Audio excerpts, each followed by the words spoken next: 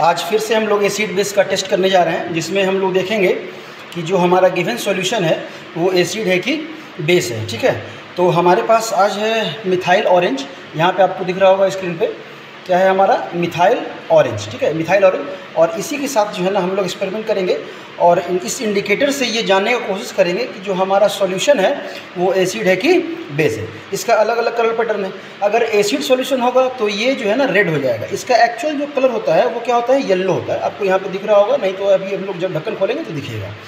और अगर जब बेस में डालेंगे तो ये जो है ना ये येलो ही रह जाता है, वो कलर चेंज नहीं करता है।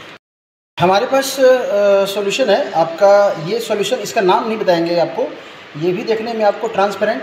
ठीक है, और एक और सॉल्यूशन है, इसका नाम नहीं बताएंगे। जब हम एक्सपेरिमेंट करेंगे उस एक्सपेरिमेंट से पता चलेगा कि जो हमारा गिवन सॉल्यूशन है वो क्या था। ठीक है, दो सॉल्यूशन हम लोग रखे हुए हैं यहाँ पे, जिसका कि नाम हम लोग को अभी नहीं दिखाएंगे, जब एक्सपेरिमेंट होगा तब हम लोग दिखाएंगे। और ये सॉल्यूशन है, दोनों ट्रांसपेरेंट है।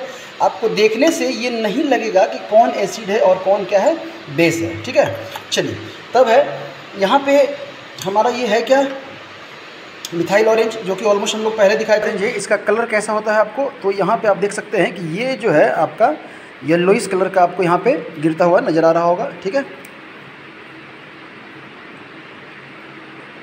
ठीक है, ये जो दिख रहा है आपको येलो कलर का, हमारे पास ये मिथाइल ऑरेंज है। अब इसमें हम लोग यहाँ पे डिप करेंगे और ये जो येलो कलर है आपका यहाँ पे देख रहे हैं कि जब हम लोग इसमें मिला रहे हैं तो ये सॉल्यूशन का कलर क्या है आपका, येलो कलर है। और ये येलो कलर ही रहता है। तो हम लोग पढ़े हैं कि अगर हमारा न्यूट्रल या बेस होता तो वो कलर कैसा रहता, येलो ही रहता। तो ऑलमोस्ट मतलब इसमें हमारा जो डाला हुआ था वो क्या था, बेस था।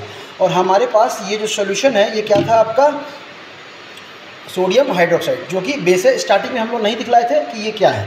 ठीक है, उसी तरह से दूसरा सॉल्यूशन है हमारा, और इसमें हम लोग ये सॉल्यूशन हम लोग मिक्स किए थे। और दूसरा सैंपल इसमें जब हम लोग डालेंगे तो हमारा जो कलर है वो क्या हो जाएगा, और आप देख रहे हैं कि कलर आपका क्या हो जा रहा है, रेड हो जा रहा है। क्या हो जा रहा है आपका कलर, रेड हो गया। मतलब हम लोग पढ़े हैं कि मिथाइल ऑरेंज को अगर एसिडिक सॉल्यूशन में डालेंगे तो वो ऑरेंज या कह सकते हैं, ऑरेंज ना कह सकते हैं, या येलोइश रेड कह सकते हैं, ऑरेंज कलर का, या रेड कलर कह सकते हैं। रेड कलर का जो है ना ये सॉल्यूशन आपका टर्न कर जाएगा।